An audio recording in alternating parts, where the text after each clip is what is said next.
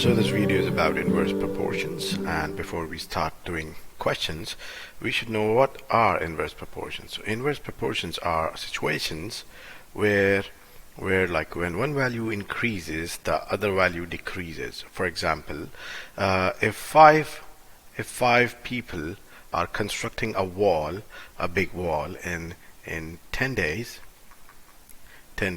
and now let's say there are 10 people working on the same wall, they will finish constructing that wall in how many days? So approximately maybe 5 days. Yeah. So you see, when number of people increased, the value increased, the number of days decreased. The number of people increased and the number of days decreased. What if in the same situation I say there are now 3 people and they will construct the same wall in how many days? Obviously, when 5 people are doing the work in 10 days, 3 people will do it in like more than 10, obviously, so it will be like 14 or something.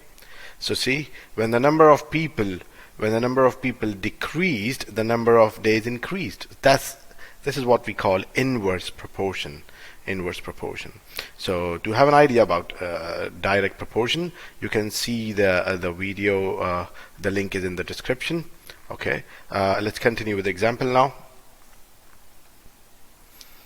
A field of grass feeds 24 cows for 6 days. So I can say the number of cows are inversely proportional to the number of days they can eat grass. So let's say C for cows, number of cows, and D for number of days. Same thing I'll write here. Number of cows are inversely proportional to the number of days they can eat. They can be feeded with this in the same field. The field will not change. So 24 cows for 6 days will be equal to 18 cows for how many days? This is how it works in inverse proportions. The products are equal. So this way you can easily figure out how much is this x. So because 18 is multiplying with x, we will do the opposite to figure out x. We will divide by 18 on both sides, so 18 cancel 18, it's just x here now. This side is 24 times 6 divided by 18. So if you'll do this in calculator, or you just simplify, 6 times 1 is 6, 6 times 3 18, 3 times 1 is 3, 3 times 8 is 24. So x is 8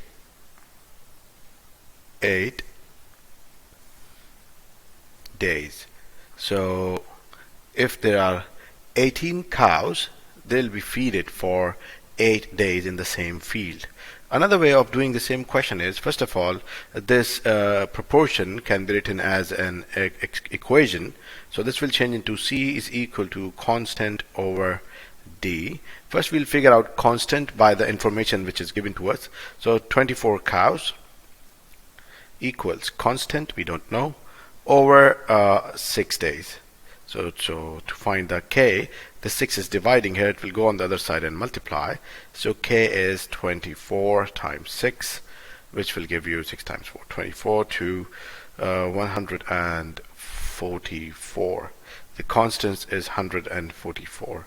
So now we will use the same constant in this equation again and figure out the missing value. So the number of cows we know this time is 18 equals to constant is 144 over the days, which we don't know. So what we will do is D will go up, multiply with 18, so this will change to 18 D's equal to 144. Now 18 will go on the other side, so here it's multiplying, it will go there and divide by 18. So D is 144 divided by 18, which will give you 8 days. So it's the same, both ways it's same, whichever way suits you. According to me, I think this way is easier to solve inverse proportions other than finding constant. They can change it. They can say now there are 15 cows. So you will use the same equation. C is equal to K over D. You know K is 144. It will stay 144 always. So number of cows, let's say, are 15. 144 over how many days we don't know. So same thing, D will go up, 15 will come down. So D is actually 144 divided by 15. If you do this 144 divided by 15, it will give you like 9.6, so like 9.5 day. 9.5 day. So this is how you can keep using the same constant over and over again with the same equation, and you will get the answers. Same thing here, you change 24 times 6 is equal to 15 times x. 15 is multiplying with x, it will go there, become divide over 15, and you will get the same answer both ways. I hope this video is of help to you. If you want me to solve any other thing, you can let me know in the comments. Please share and subscribe to support our channel. Have a nice day.